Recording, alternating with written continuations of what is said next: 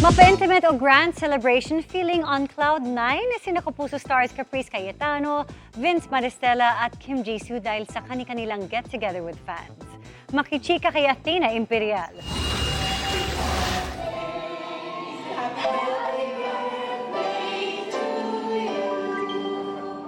Heartwarming para kay Never Say Die star Kim Jisoo ang intimate birthday celebration na inorganisa ng kanyang fans kagabi.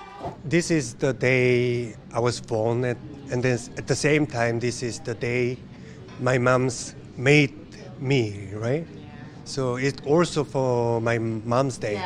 So actually I always give to mom and my birthday for celebrate. It touched my heart because I expect I just spend like a normal day.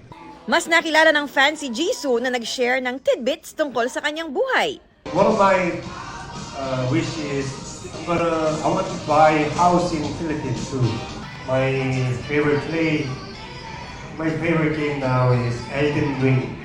It's like Elden Ring is, how do I say, RPG game. Ilang araw naman matapos ang pagsali sa isang global indoor fitness competition sa Thailand, ibinagdiwang ni sparkle artist Vince Maristella ang fitness win na yan, pati ang kanyang birthday kasama ang fans.